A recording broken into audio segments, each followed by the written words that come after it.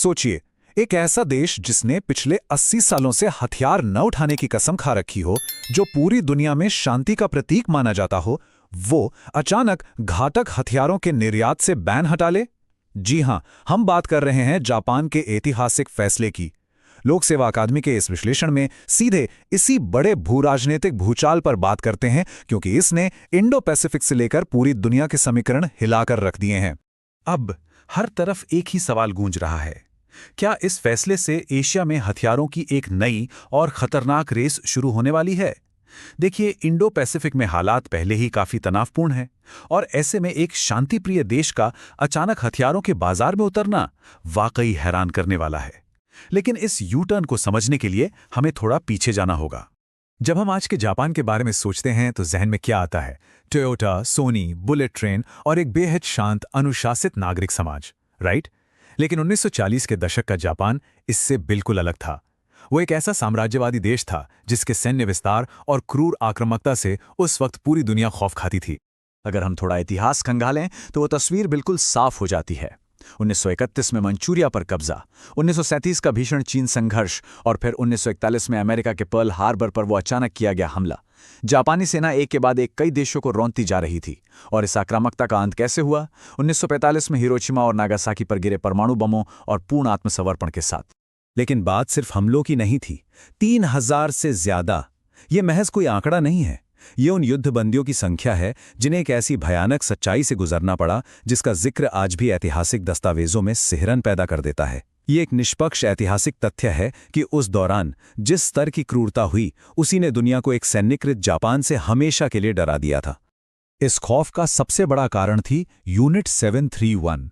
The guardian जैसी प्रतिष्ठित reports में जो ऐतिहासिक तथ्य दर्ज हैं, वो रोंगटे खड़े कर देने वाले हैं।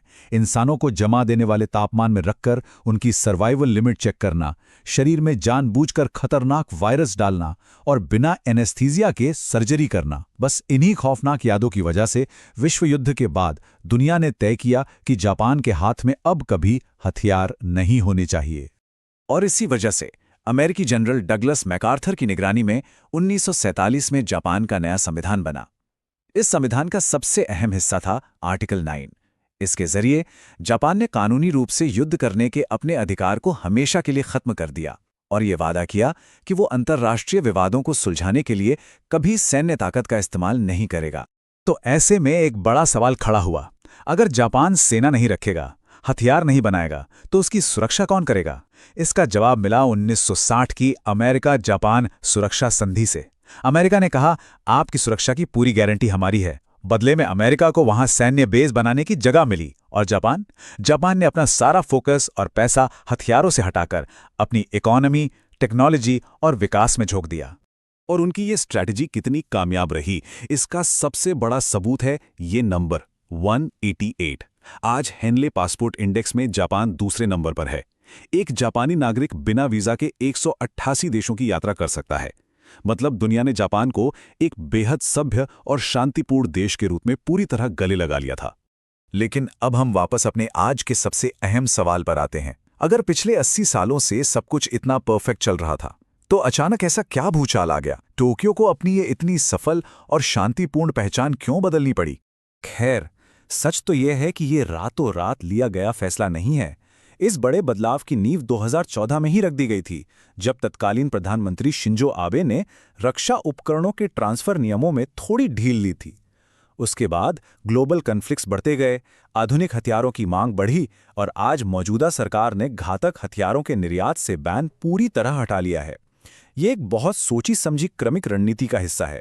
असल में इस बदलाव के पीछे 3 बड़े जियोपॉलिटिकल ट्रिगर्स काम कर रहे हैं। पहला, उत्तर कोरिया के सनक भरे और लगातार होते मिसाइल टेस्ट, जो अक्सर जापान के बिल्कुल करीब होते हैं। दूसरा, दक्षिण चीन सागर और इंडो पैसिफिक में चीन का तेजी से बढ़ता आक्रामक नौसैन्य विस्तार। और तीसरा, जो शायद जापान के लिए सबसे बड़ा शौक था, अमेरिका की बदलती नीतियां। चलिए इसे थोड़ा गहराई से समझते हैं। पूर्व अमेरिकी राष्ट्रपति डोनाल्ड ट्रंप के कार्यकाल में जापान को कूटनीतिक मोर्चे पर काफी झटके लगे। अमेरिका ने अचानक अपने थार्ड मिसाइल डिफेंस सिस्टम को रीजन से हटाना शुरू कर दिया और तो और जापानी ऑटोमोबाइल सेक्टर पर 35% का भारी भरकम टैरिफ भी लगा दिया। इस सब ने जापान को एक कड़वी सच्चाई याद दिला दी कि वो हमेशा अपनी सुरक्षा के लिए आंख मूंद कर अमेरिका के भरोसे नहीं बैठ सकते। और इसका नतीजा क्या हुआ? जैसे ही जापान ने अपनी रक्षा नीति में बदलाव किया, उसने ग्लोबल आर्म्स मार्केट में एक धमाकेदार एंट्री की है। $7 बिलियन। जी हां, जापान ने ऑस्ट्रेलिया के लिए 11 अत्याधुनिक युद्धपोत बनाने की एक विशाल $7 बिलियन की डील फाइनल कर ली है। ये दुनिया को जापान की तकनीकी श्रेष्ठता का सीधा संदेश है। लेकिन इस पूरी तस्वीर में सबसे दिलचस्प और रणनीतिक पहलू हमारे लिए क्या है? क्या भारत को मिलेगा जापान का अत्याधुनिक युद्धपोत? देखिए, इंडो पैसिफिक की सुरक्षा को मजबूत करने के लिए जापान ने भारत के साथ मिलकर बेहद एडवांस्ड मिलिट्री टेक्नोलॉजी को को-डेवलप करने की एक अभूतपूर्व पेशकश की है। ये भारत जापान डिफेंस पार्टनरशिप में सचमुच एक नया अध्याय है। और अगर हम इस मोगामी क्लास स्टेल्थ फ्रिगेट की खूबियों पर नजर डालें, तो इसकी तकनीक सच में हैरान करने वाली है। जहां आमतौर पर युद्धपोतों को चलाने के लिए करीब 200 क्रू मेंबर्स की जरूरत होती है, वहीं ये हाईटेक शिप सिर्फ 90 लोगों के साथ ऑपरेट कर सकता है। इसकी रडार को चकमा देने वाली स्टेल्थ कैपेबिलिटी बेजोड़ है और सबसे खास बात, इसकी बेहतरीन एंटी सबमरीन वॉरफेयर तकनीक हिंद महासागर में बढ़ती पनडुब्बियों के घुसपैठ से निपटने के लिए ये भारतीय नौसेना के लिए गेम चेंजर साबित हो सकता है। अब जाहिर सी बात है, भारत और जापान के बीच इस बढ़ते रक्षा सहयोग और जापान के इस सैन्य पुनर्जागरण से बीजिंग और प्योंगयांग में खलबली मची हुई है। चीन और उत्तर कोरिया इस बदलते समीकरण को अपने लिए एक सीधे रणनीतिक खतरे के रूप में देख रहे हैं। आखिर दुनिया की सबसे एडवांस्ड टेक्नोलॉजी वाला देश अगर वापस सैन्य रूप से इतना एक्टिव होगा तो रीजनल टेंशन तो बढ़ेगी ही। तो इस पूरे विश्लेषण के बाद एक बहुत ही गंभीर सवाल हमारे सामने खड़ा होता है। इंडो पैसिफिक के इन तेजी से बदलते समीकरणों को देखते हुए क्या जापान का हथियारों के निर्यात का ये ऐतिहासिक फैसला महज अपनी आत्मरक्षा के लिए उठाया गया एक जरूरी कदम है, या फिर क्या हम इस क्षेत्र में एक नए खतरनाक और अस्थिर युद्ध युग की शुरुआत देख रहे हैं? इसका जवाब तो खैर आने वाला वक्त ही देगा। उम्मीद है आज का ये विश्लेषण इस जटिल भू-राजनीतिक बदलाव को गहराई से समझने में आपके लिए मददगार रहा होगा।